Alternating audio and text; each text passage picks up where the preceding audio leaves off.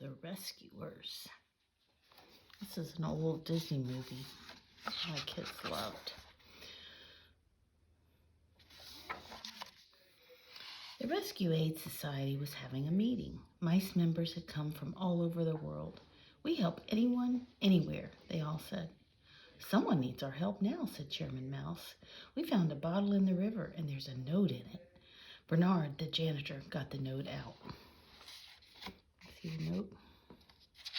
Look what he's using for a ladder. The mice stood around the note. The paper was wet, so the words were hard to read. But Bianca was a very smart mouse. She read the note out loud. Dear Morningside Orphanage, I'm in terrible trouble. Please hurry. Help. Penny. Oh, that poor little girl, said all the mice. Who will go and rescue Penny, said the chairman.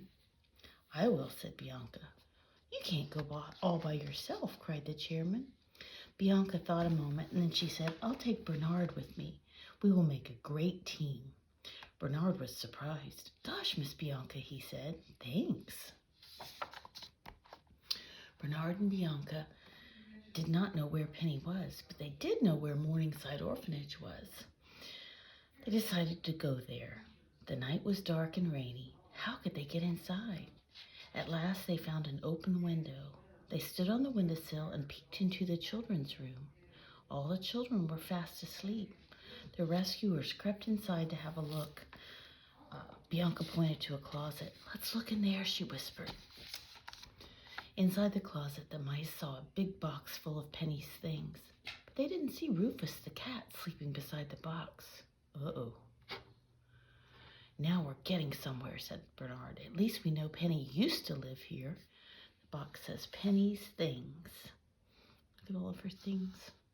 Shh, said Bianca, don't talk so loud. Bianca was too late. All of a sudden, Rufus woke up. Bernard and Bianca got ready to run. Oh, you don't have to worry about me, said Rufus. I'm too old to chase after mice. We're looking for Penny, said Bianca. She is in terrible danger. Can you tell us where she is? Asked Bernard. I'm the only one who knows where she is, said Rufus, but no one's ever asked me. Rufus told the mice how Penny disappeared. One night, a woman named Medusa had come to the orphanage with a man called Snoops. They kidnapped Penny. They said they were taking her to look for diamonds in Devil's Bayou. Devil's Bayou, cried Bernard. How will we ever get there? Don't worry, darling, said Bianca. We'll fly. Early the next morning, Bernard and Bianca rushed to the airport. Captain Orville of Albatross Airlines was just coming in for a bumpy landing. Flight 13 to Devil's Bayou takes off in 5 minutes, said the captain. 13 is not my lucky number, said Bernard. Let's take the train. Nonsense, said Bianca. We don't have time. Bernard and Bianca climbed aboard. Fasten your seatbelt, said the captain. Then Captain Orville began to run. Up, up, up they flew. Oh, I love flying, cried Bianca. Bernard did not love flying. He was scared, but he soon settled down for the long trip to Devil's Bayou. 2 days later, Snoops and Medusa were looking at their stolen jewels on an old boat in Devil's Bayou. We have enough diamonds already, Medusa, said Snoops. Let's get out of this creepy place. Are you crazy? Shouted Medusa. We can't leave until Penny finds the Devil's Eye diamond. It's the biggest diamond in the world, and I want it. Snoops didn't see Penny tiptoe out the door. By the time Medusa stopped shouting, Penny was gone. Medusa was so angry that she gave Snoops a whack on the head. I told you to keep your eye on that kid, she said. Sorry, Stanley's chasing. Medusa called to her pet crocodiles. Brutus, Nero, bring Penny back. Medusa ran outside and jumped into her swampmobile. She started the engine and it began to sputter. I will look for Penny myself, said Medusa as she zoomed away. Just at that moment, Captain Orville flew over Devil's Bayou. Bernard and Bianca held on tight. The albatross landed in the swamp with a bump. The rescuers thanked the captain, and then they went to meet the swamp folks. Luke, Ellie Mae, and Evinrude. "We came here to rescue a girl named Penny," said Bianca. "Do you know where she is?" "She's on the old riverboat," said Ellie Mae, "but you'll never get her away from Medusa. Every time the little girl runs off, Medusa sends those crocodiles after her." "Here they come now," said Luke. Bernard and Bianca hid in the grass, and they saw Brutus and Nero carrying Penny and her teddy bear back to the riverboat. "We must follow them," said Bianca. "I can take you," said Evinrude. Bernard and Bianca got into Evinrude's boat. Buzz, buzz. Evinrude flapped his wings. "Good luck with the rescue," called Ellie Mae as Bernard and Bianca buzzed away. When the crocodiles brought Penny back to the boat, Medusa snatched Penny's teddy bear. "I won't give him back until you find the devil's eye diamond for me," shouted Medusa. "I looked all over the cave," said Penny, "and I can't find that diamond anywhere." "You'll find it tomorrow," said Medusa, "or you'll never see your teddy bear again." She's mean, isn't she? The rescuers waited until Medusa was gone, and then they jumped onto Penny's windowsill. Penny was very surprised to see the two mice. "We've come to rescue you," they said. "Follow us. We'll get away in the swamp-mobile." But Penny didn't want to go without her teddy bear, so Bernard and Bianca hid in her room. "We'll help you find the diamond," they said. The next morning, Medusa and Snoops led Penny into the swamp. They took her to the black hole to look for the devil's eye diamond.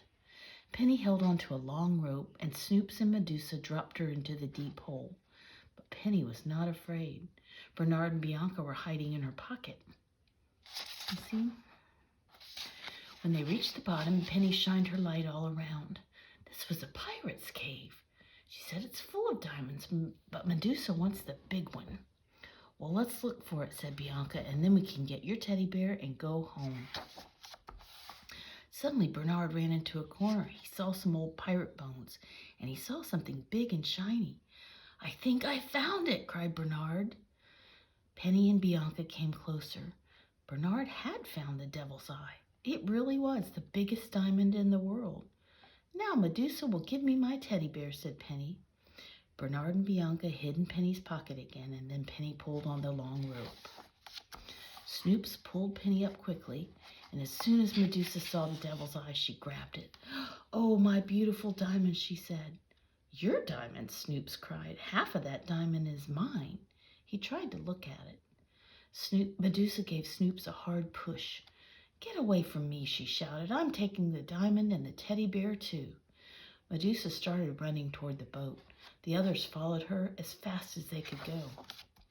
Medusa rushed into her room and took out a needle and thread. She began to sew the diamond into Penny's teddy bear. "I will leave Snoops and Penny here in Devil's Bayou," said Medusa. "The diamond will be all mine." Just as Medusa had finished sewing, Snoops burst through the door. "Give me my half of that diamond," he said, and Penny was right behind him. "Give me my teddy bear," she said. Medusa put the teddy bear under her arm and began to run. But she didn't look where she was going. She tripped on a loose floorboard. Up into the air went the teddy bear. Down onto the floor went Medusa. Penny reached out to catch her teddy bear. "Run for the swamp-mobile," cried Bernard and Bianca. Holding onto her teddy bear, Penny ran to the swamp-mobile. 1, 2, 3. Bernard and Bianca and Penny all jumped in. Then Penny tried to start the engine. The swamp-mobile began to sputter. It started. Penny zoomed away. "Hooray, hooray!" cried Bernard and Bianca, dancing on the steering wheel. "Stop, stop!" shouted Snoops. "Bring back my diamond!" cried Medusa. But Penny and the rescuers did not hear them. They were on their way home. 2 days later, the Rescue Aid Society had another meeting. The mice were watching Penny on the news. She told the man how she had found the diamond and the teddy bear. Now it belonged to Morningside Orphanage. "But how did you get away?" asked the man. "2 little mice rescued me," said Penny. 3 cheers for Bernard and Bianca, cried all the mice. When the meeting was over, the chairman read a note. Someone else was in trouble. "Will you go to the rescue, Bernard and Bianca?" the chairman asked. "Shall we go?" said Bianca. "Of course," said Bernard. "We make a great team." Once again, Bernard and Bianca flew up into the air with Captain Orville. The rescuers were off on another long trip. We help anyone, anywhere, they said. That's an old-looking boat. The rescuers.